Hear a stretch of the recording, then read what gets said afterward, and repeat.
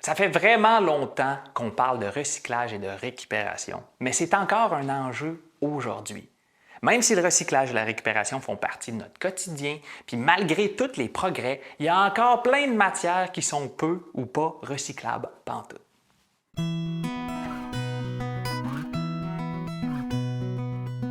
Quelle matière est la moins recyclée parmi les suivantes? A. Le verre. B. Le styromousse. C. L'aluminium. Je vais dire l'aluminium. Le styromousse. J'imagine les trois sont peu recyclés. L'aluminium.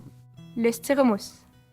La réponse est le styromousse. Pourtant, c'est très possible de recycler du styromousse. Je ne sais pas trop pourquoi, mais ce n'est pas encore un service qui est disponible partout au Québec. Malgré tout, il y a tout plein d'entreprises québécoises qui travaillent très fort pour le recyclage puis la récupération. Mais je vais laisser Christelle Parker-Guimond de Côté Parker Mécanique vous en dire davantage. C'est le cas de le dire, Guillaume. Chez nous, chez Côté Parker Mécanique, l'environnement a été au cœur de nos décisions au départ. On a décidé de faire affaire avec une entreprise de récupération de filtres usés, d'huile usée, de contenants usés, de canettes d'aérosol ainsi que de carburant usé. Donc, est-ce que vous savez que une goutte d'huile peut contaminer jusqu'à 1000 litres d'eau. Des fois, on n'a pas la conscience à se dire que ça peut aller aussi loin que ça. Même quand on est chez nous, quand on fait notre changement d'huile nous-mêmes, on ne doit pas, malheureusement, disposer de nos huiles usées dans les égouts ou bien dans nos contenants d'huile usés dans le recyclage parce que tout ça, ça a été contaminé. Donc, on doit bien en disposer avec, exemple, un centre comme nous qui récupérons toutes les huiles, comme je vous ai dit, les filtres ou bien non, les canettes d'aérosol. C'est important aussi pour nous de faire affaire avec des fournisseurs qui vont avoir une conscience environnementale. C'est tout ça pour dire que dans les garages, normalement, on n'a peut-être pas la conscience à ce point-là. Mais chez nous, quand on a parti le garage, c'était une de nos inquiétudes à se dire qu'il faut faire de quoi? Il faut faire notre bout de chemin concernant l'environnement, même si on fait affaire avec des produits, des fois, qui sont un petit peu moins bons pour l'environnement. Donc, on fait notre bout de chemin, on a fait notre bout de chemin. On vous invite également à faire le vôtre. Je trouve ça vraiment cool de voir une entreprise d'un domaine aussi polluant avoir la volonté de se mobiliser pour prendre des décisions plus responsables et écologiques. Mais il n'y a pas juste des entreprises qui se mobilisent. Il existe aussi des programmes qui permettent à plusieurs entreprises de faire une différence. C'est le cas notamment du Green Circle, dont fait partie l'entreprise Nomade Coiffure. La propriétaire, Marie-Ève Lacaire, n'a pas hésité une seconde à joindre le mouvement. Effectivement, Guillaume, je suis totalement en accord avec toi.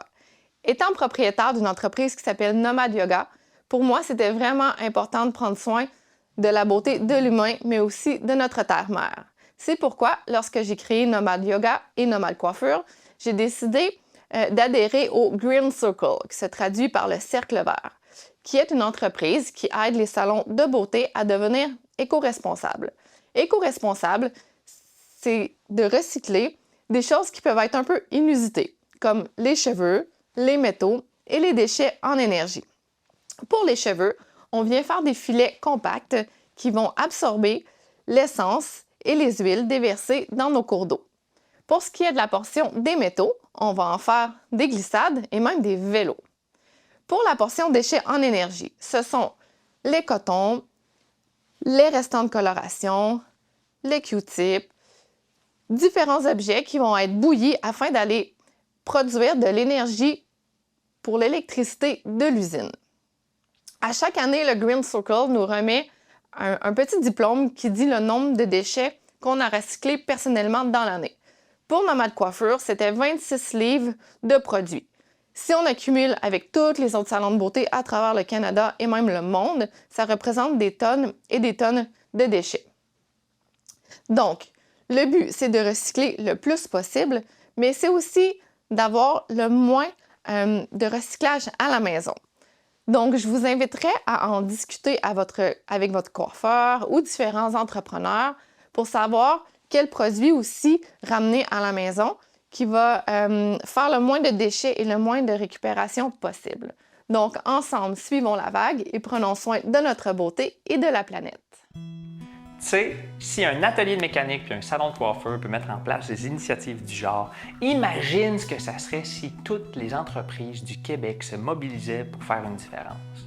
Ça n'aurait pas juste un impact sur l'environnement, mais aussi sur notre qualité de vie, sur notre santé, sur notre économie et j'en passe.